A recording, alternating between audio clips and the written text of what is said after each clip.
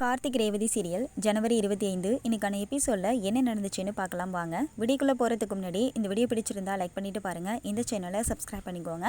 நம்ம கார்த்திக் வந்துட்டு மாயா எப்படியாப்பட்ட கேரக்டர், அவங்களுக்கும் மகேஷுக்கும் என்ன உறவு இருக்குது அப்படிங்கிற விஷயத்த கண்டுபிடிச்சிட்டாரு. ஸோ அதை பற்றி தாங்க இந்த வீடியோவில் பார்க்க போகிறோம்.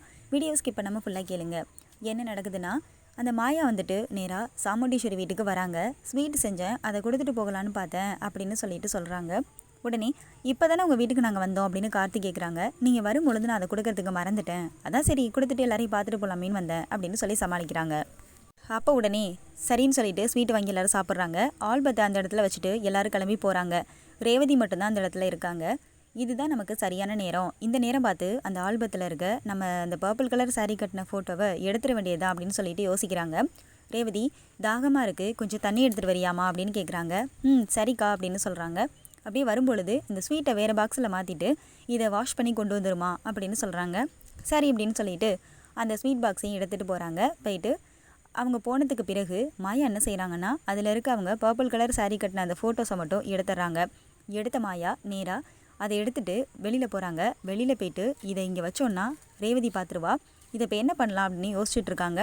ஒரு இடத்துல கல் வச்சு நெருப்பு வந்துட்டு எரிஞ்சிட்ருக்கு. அதில் வந்துட்டு போட்டு எரிச்சு விட்டுறாங்க. எரிச்சு விட்டுட்டு அங்கே நின்றுக்கிட்டு இருக்காங்க. அப்போது ரேவதி தண்ணி எடுத்துகிட்டு வந்து பார்க்குறாங்க. எங்கே போனாங்க அக்கா, ஆளை காணோம் அப்படின்னு சொல்லிட்டு அக்கா அக்கா அப்படின்னு சத்தம் போடுறாங்க. உடனே இதோ வந்துட்டு ரேவதி அப்படின்னு சொல்லிட்டு நேராக கிளம்பி ஓடி வராங்க. எங்கேக்கா போயிருந்தீங்க, காணலை அப்படின்னு சொல்லி கேட்குறாங்க. அது ஒன்றும் இல்லைம்மா, ரெஸ்ட் ரூம் போயிருந்தேன் அப்படின்னு சொல்கிறாங்க. சரிக்கா இந்தாங்க தண்ணி அப்படின்னு சொல்லி கொடுக்குறாங்க. உடனே அந்த தண்ணியை வாங்கி குடிக்கிறாங்க. குடிச்சிட்டு சரிக்கா அப்போ நான் கிளம்புறேன்னு சொல்லிட்டு அங்கேருந்து கிளம்பி போகிறாங்க. போன பிறகு ரேவதி என்ன செய்கிறாங்கன்னா, அந்த ஃபோட்டோ ஆல்பத்தை எடுத்துகிட்டு போகிறாங்க. எடுத்துகிட்டு போயிட்டு ஒரு இடத்துல வைக்கிறாங்க. வச்சுட்டு வெளில வராங்க. அப்போது நம்ம கார்த்திக் வந்துட்டு ஃபோன் பேசிட்டு வெளியில் போகிறாரு. வெளியில் போகும்பொழுது கார்த்திக் கையில் கிடைக்கிது அந்த மாயா போட்டு எரிச்சு விட்ட ஃபோட்டோவோட துகள்கள். அதை பார்த்த கார்த்திக் எடுத்து பார்த்துட்டு யாருடைய இது அப்படின்னு சொல்லி பார்க்குறாங்க. பார்த்த உடனே நேராக வந்துட்டு ரேவதியை கூப்பிட்டு அந்த ஆல்பத்தை கொஞ்சம் கொடுக்குறியா அப்படின்னு கேட்குறாங்க. இப்போ தானே நீ பார்த்த, அதுக்குள்ளே என்ன ஆல்பம் கேட்குற அப்படின்னு கேட்குறாங்க. இல்லை, அந்த ஆல்பத்தை நான் பார்க்கணும், அதனால தான் அப்படின்னு சொல்கிறாங்க. சரின்னு சொல்லிட்டு அந்த ஆல்பத்தை எடுத்து கொடுக்குறாங்க. கொடுக்கும் பொழுது அதை பார்க்குறாங்க. பார்க்கும் பொழுது அதில் ஒரு சில ஃபோட்டோஸ் மட்டும் மிஸ் ஆகுது. முதல்ல வாங்கும் பொழுது எல்லா ஃபோட்டோவும் இருந்துச்சு, இப்போ மிஸ் ஆகுது. அப்போது இந்த ஆல்பத்துலேருந்து ஃபோட்டோவை எடுத்தது யார், அப்போ இந்த ஃபோட்டோ யாரோடையது அப்படின்னு சொல்லி கார்த்திக் வந்துட்டு சின்ன குழப்பம் ஏற்படுது. உடனே ரேவதி வந்து ஃபோட்டோ ஆல்பம் பார்த்துட்டியா அப்படின்னு சொல்லி கேட்குறாங்க. பார்த்துட்டேன் அப்படின்னு சொல்கிறாங்க. உடனே அந்த ஆல்பத்தை வாங்கிட்டு போயிட்டு வைக்கிறாங்க. வச்ச உடனே கார்த்திக் என்ன செய்கிறாருன்னா, நேராக அந்த ஃபோட்டோ ஒத்துகள் எடுத்துக்கிட்டு மாயா மகேஷை பார்க்குறதுக்காக போகிறாரு. அங்கே போய் பார்க்கும் பொழுது வீடு மட்டும் லாக்கில் இருக்குது. ஆனால் அங்கே யாருமே இல்லை. எங்கே போயிருப்பாங்க அப்படின்னு சொல்லி யோசிக்கிறாங்க. பார்த்தா அந்த வீட்டில் யாருமே இல்லை. சரின்னு சொல்லிட்டு அக்கம் பக்கத்தில் ஏதாவது அவங்களுக்கு கிடைக்குதான்னு பார்க்குறாங்க. அந்த நேரத்தில் ஒரு மாத்திரை அட்டை ஒன்று அந்த இடத்துல கிடக்கு. அதை போய் எடுத்து பார்க்குறாங்க. அதில் பேர் சரியாக தெரியல, அழிஞ்சிருக்கு. நேராக கார்த்திக்கு சந்தேகம் வருது. இது என்ன மாத்திரையாக இருக்கும், ஒருவேளை உடம்பு சரியில்லையோ, இங்கே வெளில போயிட்டாங்களோ அப்படின்னு யோசிக்கிறாங்க. யோசித்த கார்த்தி நேராக அந்த மெடிக்கலுக்கு போகிறாங்க. மெடிக்கல் ஷாப்பில் போயிட்டு அந்த மாத்திரை அட்டையை கொடுத்து கேட்குறாங்க. இதில் பேரை காணோம், இது என்ன மாத்திரைன்னு கொஞ்சம் பார்த்து சொல்ல முடியுமா, இது எதுக்கு யூஸ் பண்ணுறது அப்படின்னு கேட்குறாங்க. அப்போ உடனே அவர் வாங்கி அதை பார்க்குறாரு. சார் இது வந்து லேடிஸ் யூஸ் பண்ணுற மாத்திரை சார் அப்படின்னு சொல்கிறாங்க. எதுக்காக உள்ளது அப்படின்னு கேட்குறாங்க. இது வந்துட்டு கர்ப்பத்தடைக்குள்ள மாத்திரை சார் அப்படின்னு சொல்கிறாங்க. இதை கேட்ட உடனே கார்த்திக் செம்மையாக அதிர்ச்சி ஆகுறாரு. இதுக்கும் மாயாவுக்கும் சம்மந்தமே இல்லை, எதுக்காக மாயா இதை பயன்படுத்தணும் அப்படின்னு சொல்லி யோசிக்கிறாங்க. யோசிச்சுட்டு நேராக என்ன செய்கிறாங்கன்னா, கார்த்திக் வந்துட்டு சந்தேகம் ஏற்படுது. 4 நாளைக்கு முன்னாடி அந்த மாயா வந்துட்டு கார்த்திக் போன அந்த மல்லிகா டாக்டரை பார்க்குறதுக்காக வந்திருப்பாங்க. அப்போ என்ன விஷயம்னு கேட்கும்பொழுது, உடம்பு சரியில்லை, தலைவலி, சளி தொல்லை, அதனால தான் வந்திருந்தேன் அப்படின்னு சொல்லியிருக்கிறது ஞாபகத்துக்கு வருது. உடனே நேராக கிளம்பி மல்லிகா டாக்டர் ஹாஸ்பிட்டலுக்கு போகிறாங்க.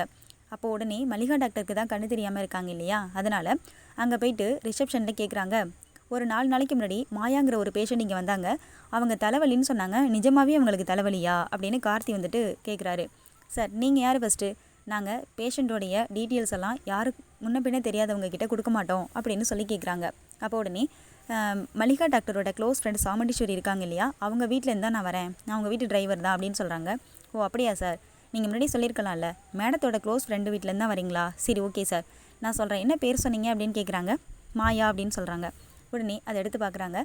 பார்க்கும் பொழுது சார் அவங்க வந்துட்டு ஒரு ரிப்போர்ட் வாங்குறதுக்காக வந்திருக்காங்க அப்படின்னு சொல்கிறாங்க.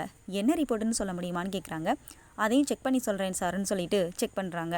அப்போது அவங்க ப்ரெக்னெண்ட்டாக இருந்திருக்காங்க. அதை அபார்ட் பண்ணுறதுக்கான ரிப்போர்ட்ஸ் எல்லாம் வாங்குறதுக்காக வந்திருக்காங்க அப்படின்னு சொல்கிறாங்க. என்ன சொல்கிறீங்க, நிஜமாவா அப்படின்னு கேட்குறாங்க. ஆமாம் சார். ஏன் சார் என்னாச்சு அப்படின்னு கேட்குறாங்க. இல்லைங்க ஒன்றும் இல்லை அப்படின்னு சொல்லிட்டு அங்கேருந்து நேராக கார்த்திக் கிளம்பி வீட்டுக்கு வராரு. ரேவதிக்கு ஒரு கால் வருது. குழந்தைகள் காப்பகத்துலேருந்து கால் பண்ணுறாங்க. கால் பண்ணி ஒரு தீபாங்கிற குழந்தைக்கு உடம்பு சரியில்லைன்னு சொல்கிறாங்க. உடனே ரேவதி பதறி போயிட்டு அங்கே ஓடுறாங்க. ஓடி போய் பார்க்கும் பொழுது அந்த தீபாங்கிற பாப்பா அங்கே இருக்குது. தீபா என்னம்மாச்சு உனக்கு அப்படின்னு கேட்குறாங்க. அம்மா வந்துட்டியாம்மா, உன்னை பார்க்காம தான் எனக்கு காய்ச்சல் வந்துட்டு அப்படின்னு சொல்கிறாங்க. அப்போது அப்படியா, சரி ஓகே, நான் தான் வந்துட்டேன்ல, இனிமேல் காய்ச்சல்லாம் உனக்கு சரியாயிடும், இந்த மாத்திரையை போட்டுக்கோ, சாப்பிடு ஃபஸ்ட்டு நீ அப்படின்னு சொல்கிறாங்க. சாப்பாடு எடுத்துகிட்டு வந்து ஒரு அம்மா தராங்க. அந்த சாப்பாடை குழந்தைக்கு ஊட்டி வராங்க. அந்த மாத்திரையை போட்டுக்க சொல்கிறாங்க. மாத்திரை ஃபஸ்ட்டு குழந்தை வேணான்னு அடம்பிடிச்சிட்ருக்கு. அதுக்கப்புறமா ரேவதி அன்பாலையும் அக்கறையினாலையும் அந்த மாத்திரையை அந்த குழந்தைக்கு கொடுக்குறாங்க. கொடுக்கும் பொழுது அந்த குழந்தை கேட்குது, அம்மா எப்போம்மா வந்துட்டு நீ என்ன நம்ம வீட்டுக்கு கூட்டிகிட்டு போவ அப்படின்னு கேட்குறாங்க. இன்னும் கொஞ்ச நாள் தான் தங்கம், உன்னை கண்டிப்பாக வீட்டுக்கு கூட்டிகிட்டு போயிடுறேன் அப்படின்னு சொல்கிறாங்க. அப்போ உடனே நீ இப்படி தாம்மா சொல்கிற, ஆனால் கூட்டிகிட்டு போக மாட்டேங்கிற அப்படின்னு கேட்குது. இந்த குழந்தைய ரேவதியோட குழந்தையா இருக்குமோ அப்படிங்கிறது ஒரு டவுட்டில் தாங்க இருக்குது. ஸோ அது எப்படி என்னங்கிறத அடுத்து வர வீடியோவில் டீட்டெயிலாக பார்க்கலாம். அப்போது குழந்தை வந்துட்டு கேட்குது, என்னை பார்க்க ஏமா நீ அடிக்கடி வரமாட்டேங்கிற அப்படின்னு சொல்லிட்டு. இல்லைடா தங்கம், உனக்கு உடம்பு சரியில்லைன்னு இப்போ தான் ஃபோன் பண்ணாங்க, அதான் வந்தேன் அப்படின்னு சொல்லிட்டு குழந்தைகிட்ட பாசமாக பேசிட்டு அந்த இடத்துல குழந்தைய தூங்க வச்சுட்டு அங்கேருந்து ஒரு மேடத்தை பார்க்குறதுக்காக ரேவதி கிளம்பி போகிறாங்க. அப்போ உடனே நம்ம கார்த்திக் என்ன செய்கிறாருன்னா வீட்டுக்கு வராரு. வீட்டுக்கு வரும்பொழுது அவர் ரூமில் இருக்கார். அப்போது மயில் வாகனம் கார்த்திகை பார்க்குறதுக்காக வராங்க. அப்போ உடனே என்னப்பா சிலம்பம் என்னாச்சு அப்படின்னு கேட்குறாங்க. ஒன்றும் இல்லை, இந்த ஃபோட்டோ பாருங்கள் அப்படின்னு சொல்கிறாங்க. என்னப்பா இது, சாரி தெரியுது, ப்ளவுஸ் தெரியுது, ஆனால் முகம் மட்டும் தெரியலையே அப்படின்னு கேட்குறாங்க. இன்னொரு துகளை கொடுக்குறாங்க. பார்த்தா அதை மேட்ச் பண்ணி பார்க்கும்பொழுது அது மாயாவோட முகம். என்னப்பா இது மாயாவுடைய ஃபோட்டோவாக இருக்குது அப்படின்னு கேட்குறாங்க. ஆமாம். அப்போது சாரியை பாருங்கள் அப்படின்னு சொல்கிறாங்க. பர்பிள் கலர் சாரிப்பா அப்படின்னு சொல்கிறாங்க. ஆமாம் அப்படின்னு சொல்கிறாங்க. அப்போது நம்ம தேடிக்கிட்டு இருந்த அந்த 3வது ஆள் இதானாப்பா அப்படின்னு கேட்குறாங்க. ஆமாம் அப்படின்னு சொல்கிறாங்க. இவ்வளோ அமைதியாக இருந்து இவ்வளோ பெரிய காரியம் பண்ணியிருக்காளா இவ அப்படின்னு சொல்லி கேட்குறாங்க. ஆமாம், அது மட்டும் இல்லை, இந்த மாயா வந்துட்டு கர்ப்பமாக இருந்திருக்காங்க அப்படின்னு சொல்கிறாங்க. என்னப்பா சொல்கிற, அதுக்கெல்லாம் வாய்ப்பே இல்லையே, இவ புருஷன் இறந்து தான் 3 வருஷம் ஆகுதே, அப்புறம் எப்படி அப்படின்னு சொல்லி கேட்குறாங்க. இருந்திருக்காங்க. அவங்க வந்துட்டு 4 நாளைக்கு முன்னாடி தான் ஹாஸ்பிட்டலில் போயிட்டு அபார்ட் பண்ணியிருக்காங்க.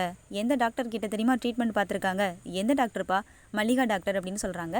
என்னப்பா சொல்கிற நீ? ஆமாம், மல்லிகா டாக்டர் வந்துட்டு இந்த ஃபங்க்ஷனுக்கு வரக்கூடாதுங்கிறதுக்காக தான் மாயாவை பார்த்துருவாங்கன்னு சொல்லிட்டு குழந்தையோட கையை பிடிச்சி ஃபேனில் வச்சுருக்காங்க அப்படிங்கிற உண்மையும் சொல்கிறாங்க. என்னப்பா சொல்கிற, இவ்வளோ அமைதியாக இருந்துட்டு இவ்வளோ விஷயத்த பண்ணியிருக்காளாப்பா இவ, எனக்கு கேட்கவே ரொம்ப அதிர்ச்சியாக இருக்குது அப்படின்னு சொல்கிறாங்க. ஆமாம், இதெல்லாம் நடந்திருக்கு அப்படின்னு சொல்கிறாங்க. அது மட்டும் இல்லை, மேடத்துக்கு அது ஆக்சிடெண்ட் நடந்தது கூட இவங்களுடைய ஏற்பாடாக தான் இருக்குமோன்னு எனக்கு டவுட்டாக இருக்குது அப்படின்னு சொல்கிறாங்க. கண்டிப்பாக இருக்கும்பா. ஆமாம், இந்த மாயா வந்துட்டு கர்ப்பமாக இருந்தான்னு சொன்னியே, அதுக்கு காரணம் யார்ப்பா அப்படின்னு கேட்குறாங்க மயில். அதுதான் எனக்கு தெரியலன்னு சொல்கிறாங்க. இந்த விஷயத்தில் எனக்கு சந்தேகமே இல்லைப்பா, அந்த காலர் போட்ட பையனாக தான் இருப்பான். ஏன்னா என்னை மாதிரி லொடலொடன்னு பேசிக்கிட்டே இருக்க வாயாடியை கூட நம்பிடலாம். இந்த அமைதியாக காலர் போட்டுக்கிட்டு நெத்தியில் திருநீர் வச்சுக்கிட்டு இருக்கான் பாரு, அவனை மட்டும் நம்பக்கூடாதுப்பா அப்படின்னு சொல்கிறாங்க. மயில் வாகனம் இந்த மாதிரி சொன்னதை கேட்கும்பொழுது நம்ம கார்த்திக்கு முதல்ல அதிர்ச்சியாக இருக்குது. ஆனாலுமே கார்த்திக்கும் வந்துட்டு லைட்டாக இதில் சந்தேகம் ஏற்படுது. ஸோ இன்னுமே நம்ம கார்த்திக் வந்துட்டு எல்லா டீட்டெயில்ஸையும் கண்டிப்பாக கலெக்ட் பண்ணுவார். கலெக்ட் பண்ணது மட்டும் இல்லாமல் ரேவதியோட வாழ்க்கையை காப்பாற்றுவார். ஸோ அந்த குழந்தை தீபா மட்டும் எப்படி ரேவதி கிட்ட வந்தாங்க, என்ன ஏதுங்கிறத அடுத்து வரப்போகிற வீடியோவில் கண்டிப்பாக பார்க்கலாங்க. இந்த வீடியோ பிடிச்சிருந்தா லைக் பண்ணுங்கள். உங்களுடைய கருத்து என்னங்கிறத மறக்காமல் கமெண்ட்டில் சொல்லிட்டு போங்க. தேங்க்ஸ் ஃபார் வாட்சிங் மை டியர் ஃப்ரெண்ட்ஸ்.